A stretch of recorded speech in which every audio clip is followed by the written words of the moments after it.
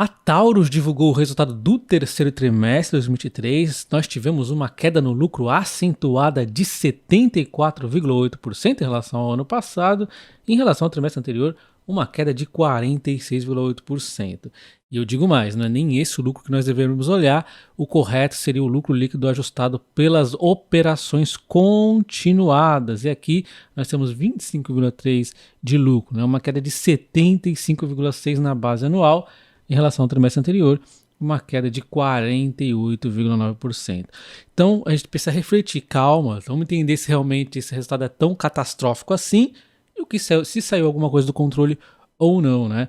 Quando a gente vai ver a receita líquida operacional, temos aqui uma queda de 31,4% em relação ao ano passado, caindo demais no mercado interno, 70% quase, e 8,2% no mercado externo. Aí precisa refletir que é natural, quando for comparar com o ano passado, o mercado interno vai sofrer mesmo por conta da mudança do governo, as políticas mudaram, já vai entender o que está acontecendo.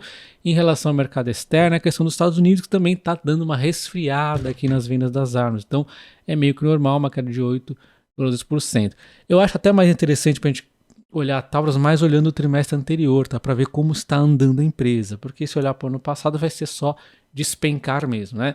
Então a gente tem aqui uma receita que acaba caindo considerável. Quando a gente olha aqui, as despesas aumentou um pouquinho em relação ao trimestre anterior, em relação ao ano passado aí sim deu uma diminuidinha, né? Porque vendeu bem menos. E chegamos no resultado financeiro, também foi para os números negativos, apesar da empresa não estar endividada, a gente já vai ver a dívida aqui. O fato é que, vamos entender depois, vamos dar uma olhada no resultado financeiro daqui a pouco em detalhes. Mas enfim, vamos ver aqui ó, que teve negativo e antes estava positivo no trimestre anterior, né? E aí então a gente chega aqui no lucro líquido que tem esse despencar aqui de 48,9%, né, e 75,6%. Mas eu acho muito mais pertinente olhar o EBITDA ajustado, que aí a gente tira essa questão do resultado financeiro, por exemplo, né? E aí a gente tem então 61,1% de queda em relação ao ano passado, em relação ao trimestre anterior, uma queda de 13,7%. Então, se eu fosse resumir em uma palavra só o que está acontecendo com a Taurus, né, eu falaria então aqui dessa queda de 13,7%. Mas óbvio, o lucro é o que vai, a cotação vai acabar seguindo o lucro ao longo do tempo, né? Todo mundo tá, o objetivo de uma empresa sempre é o lucro no fim das contas, mas tem que refletir para onde está o case, tem que olhar o EBITDA ajustado, é muito mais interessante. Então olha só, o volume de vendas caindo nos Estados Unidos, caindo no Brasil e só deu bem aqui nos demais países. E aí, falando em demais países, em algum momento no médio/longo prazo, teremos aqui a Índia e a Arábia. Outros países devem então trazer uma diversificação e um crescimento para Taurus. É aí que está o segredo. Se isso aqui não dá certo, a empresa não é tão interessante como a gente está imaginando, exatamente por conta desse crescimento oculto, vamos assim dizer, que sim, tem um pouquinho de risco do quanto vai crescer e tudo mais, porém, alguma coisa deve acontecer aí positivo, né? E aí a gente tem então empresas que ela segue investindo bastante aqui em tecnologia, novos maquinários, robôs para a linha de produção. A gente viu elas lançando série de armas novas aí, né? Tecnologia, materiais novos como Niombo. Então a gente tem aqui o aumento da produtividade, menor tempo de manufatura de produtos, eliminação de perdas, levando à redução de custos, né? Então, a empresa segue focando em tecnologia e redução de custos. Isso aqui, ao longo do tempo, vai trazer resultado para ela também. Só que você não pode simplesmente abandonar essa página de volume sem entender o porquê que está acontecendo essa queda nos volumes, principalmente nos Estados Unidos, que é o foco aqui da empresa nesse momento, né? Então, a gente vê o quê? A intenção de compra de armas nos Estados Unidos vinha reduzindo fortemente, deu meio que uma estabilizada nos últimos 9 meses. Ela está quase ao nível de 2022. E olha só, tirando os 3 anos de exceção, que a gente pode assim dizer, é um nível recorde. Então ainda está muito bom esse nível de intenção de compra de armas. Então não era para estar caindo, talvez já era para ameaçar uma recuperação, né? Então por que raios está caindo? A questão aqui levantada pela empresa é que os vendedores de armas estão nesse momento reduzindo os estoques Então eles ainda não partiram para comprar dos fabricantes. Isso aqui, em algum momento, de repente já no quarto trimestre, não sei, no primeiro, né, em algum momento vai começar a virar compras, aqui, pedidos de compra para os fabricantes. Tá? Então aquela intenção é muito importante para ver que as vendas tendem a se recuperar nos Estados Unidos, né? Pelo menos parar. E agora entendendo então o porquê que no mercado brasileiro, que era esperado uma leve recuperação, início de uma recuperação, na verdade caiu mais, saiu de 26 para 18.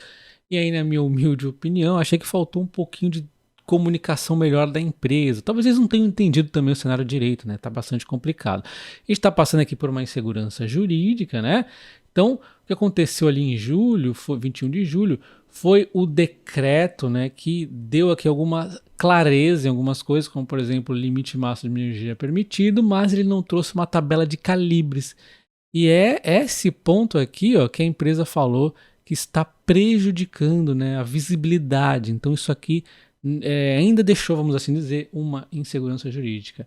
Só que lá no fim do segundo trimestre eles tinham dito que essa regulamentação já traria mais segurança jurídica e não trouxe, né? Então aqui eu acho que faltou um pouco de comunicação melhor com eles.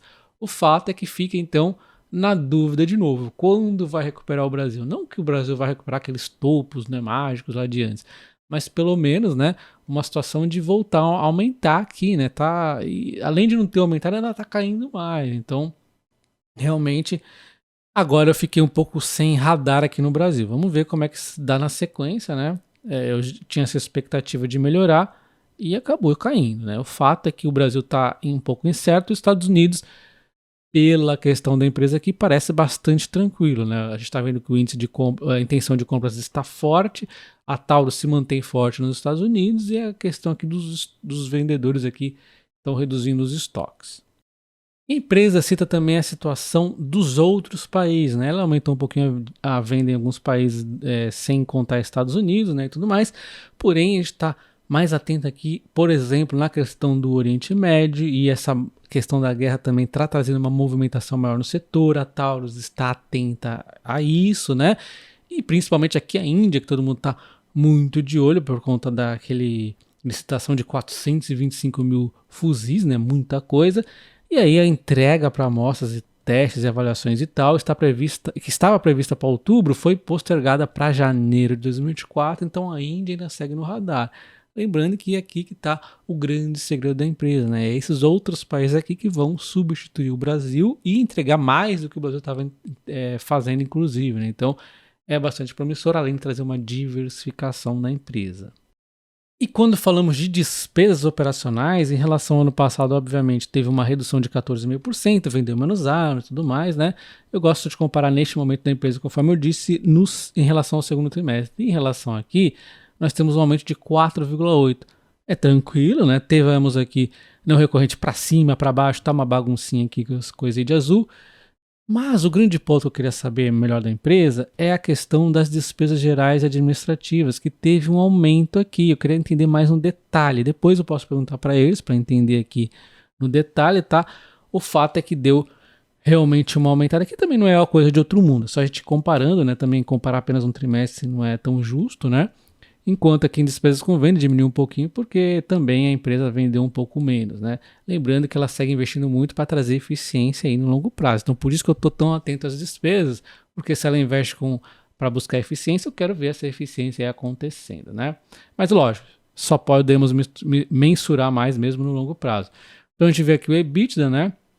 Realmente teve uma recuperação no segundo trimestre, já tem um pouquinho de queda nesse momento, essa coisa que a gente mais tem que olhar agora, e um EBITDA de margem de 16,1%.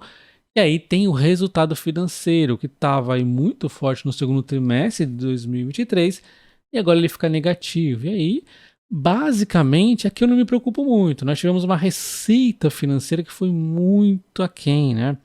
A gente vê os outros números, despesa financeira piorou um pouquinho, a empresa está um pouquinho mais de dívida, né? Mas o grande vilão aqui, ó, foi a variação cambiais e ativas. E é normal, né? A variação cambial vai acontecer essas bagunças aí eventualmente, então eu diria que o grande vilão entre o EBITDA e o lucro foi aqui o resultado financeiro, e a gente entende que é algo pontual. Então aqui, na minha opinião, não tem grandes preocupações, né? Porque a queda era para ser bem menor do que essa diferença toda aqui, né? De 4,5 positivo para 22,3 negativo.